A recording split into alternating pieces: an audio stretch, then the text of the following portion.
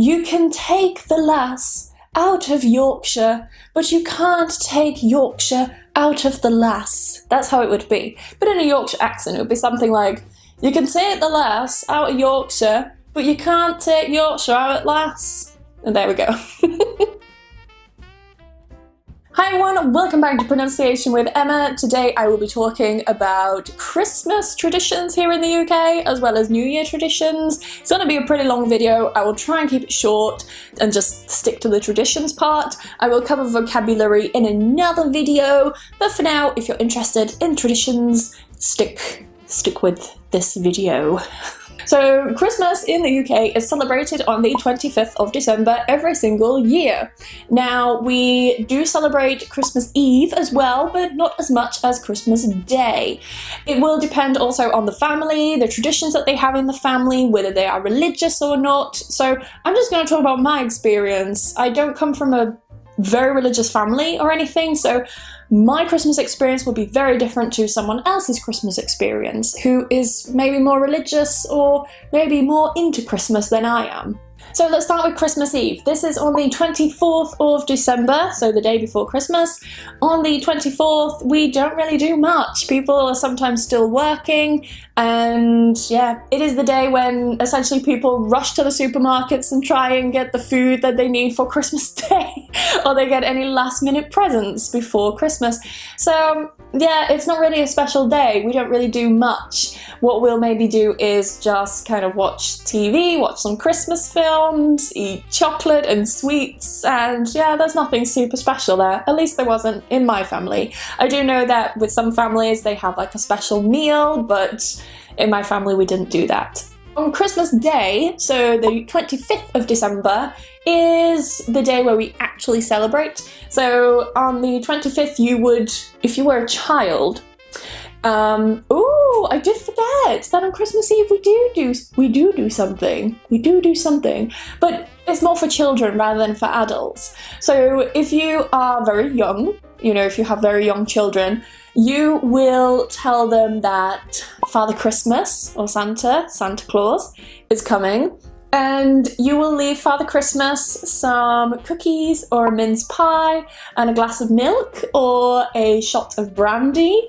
And you leave that for him, plus a carrot for Rudolph, of course, and you leave that. And then, of course, when the children come down in the morning and they see the presents, they will see that the mince pie has been eaten and the glass of milk or brandy or whatever has gone. So Santa, of course, drank and ate that. So we also tell children that Father Christmas comes down the chimney. If you don't have a chimney, then Santa has a magic key, how he enters your house. So yes, that's what we tell children anyway. So going on to Christmas Day, you wake up Christmas morning and you go downstairs, or you go to the living room where your tree normally is, and you will see lots of presents that Santa delivered during the night. Then you open them and you play with the toys that you have. If you're an adult, then, I don't know, you wear the ugly sweater that you got from your aunt that you're never going to wear again. But that's pretty much it. You just open your presents in the morning.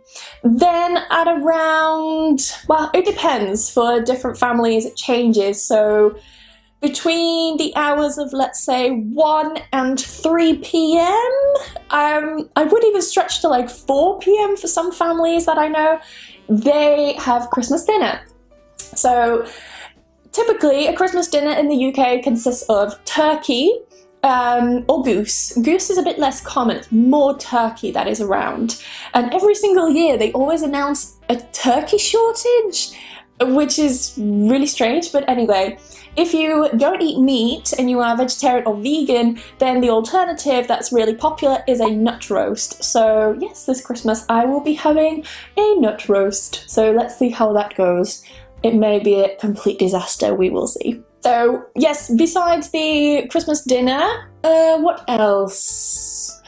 So with your meal, with the meat or with the nut roast, you will have what I call trimmings. So these are vegetables that go with it. Very typical ones are ones like carrots, parsnips, sprouts, mashed potato, turnip. You have gravy with that. You have cranberry sauce. Don't worry about all this vocabulary. I will talk about that in another video, but that's just to give you a general idea of what it's like. So whether you have turkey, goose, or a nut roast, you will still have all those vegetables with it as well. Now for dessert, you may have something called a Christmas pudding. This is like a kind of boiled cake. It's a bit weird to describe, but I will show a picture of it. So with this kind of cake, you normally put brandy over it and then you set it on fire and it burns off the alcohol in the brandy and you're just left with the taste, and that's it. So that's quite common. People normally eat that hot, of course, and then with some custard or with ice cream. It depends. I'm not a particular fan of this. It's a bit too, I don't know, there's something about it that I'm not a fan of. So I tend to not have that. I'll have something else as a dessert, maybe just the ice cream or just the custard, and I will pass on the Christmas pudding, but it is really, really common. Now, the next day is what we call Boxing Day. This is on the 26th of December, and this is where we don't really do anything apart from go sales shopping. So on the 26th of December is when the sales start, and that's when people go out and they start shopping, which is crazy because people went shopping before Christmas to buy presents, and yeah, a lot of the time people wait until the sales to get things that they really want, so especially if they're quite expensive. So for example, imagine you want a laptop. It's quite expensive. Laptops aren't that cheap if you want a decent one. And so people might say like, okay, I won't get you a laptop for Christmas, but I will get you it in the Boxing Day sales, and then we'll get you it then, because why pay full price on Christmas Eve when you can get it at a discounted rate literally 2 days later? So that's what a lot of people do. So we don't really do anything between Boxing Day and New Year's Eve. Nothing special happens. Things go back to normal, I should say. People sometimes go back to work, or they may take that time off. It depends. Depends on their job as well. So on Christmas Eve, what we tend to do in England is, well, we tend to spend it with friends. So we say that Christmas is for family, New Year's is for friends. And so you'll find that people gather with their families on Christmas Day and Christmas Eve, but they spend time with their friends on New Year's Eve and New Year's Day. Now, this isn't a general rule, like everyone is different. So some people may spend New Year's with their family as well. It completely depends on the family. But let's imagine we're gonna stick to the general kind of rule of Christmas is for family, New Year's is for friends. People will gather with their friends in the evening, and they will just get drunk and have parties. That's basically it. So people tend to go to a local pub, so pubs will be open, definitely. People tend to go to local pubs and they go for a drink there with their friends. And then when it gets to around midnight, they will start to announce a countdown, and then you will count down from 10. And then when it hits midnight, that is when you will shout, "Happy New Year!" And you sing this song that no one really knows the lyrics to.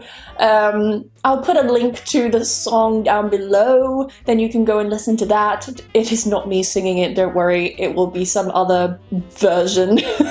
So people drunkenly sing that song, and then the party just continues until the morning, and that's pretty much it. So on New Year's Day, we have another big meal. So in the morning, instead of waking up and getting all your presents, you're probably waking up hungover. So you wake up, you nurse your hangover if you have one, and you start preparing your New Year's dinner. So your New Year's dinner, again, will be about the same time as your Christmas one, so between, let's say, 12 and 3 or 4 p.m, it depends, you know. So you normally have something like pork. I have heard of some people having beef, but it's not as common. I think pork is a bit more common here in the UK. So yeah, and then all the vegetables and kind of things, the same kind of vegetables we would have if we, what do I want to say? The same kind of vegetables we would have with the Christmas dinner. And that's pretty much it. On the 2nd of January, we go back to work, everything returns as normal, and life is boring and miserable.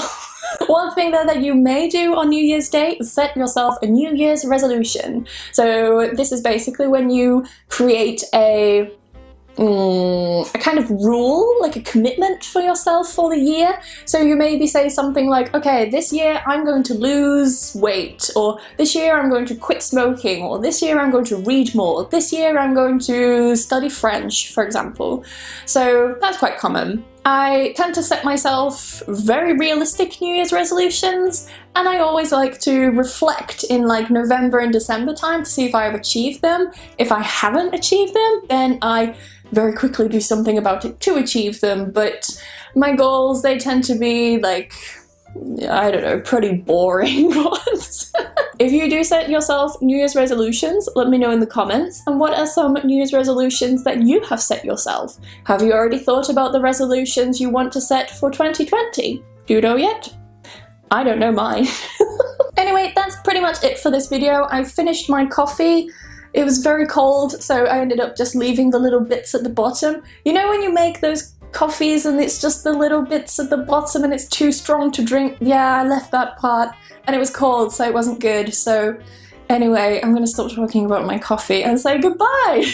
So I hope you've enjoyed this video and you've learned something new. If you have, please don't forget to subscribe to my channel and also click the like button. Also, don't forget to tell me in the comments what your New Year's resolutions were for 2019, and if you know, what are your New Year's resolutions for 2020. I'll see you next week. Bye bye guys.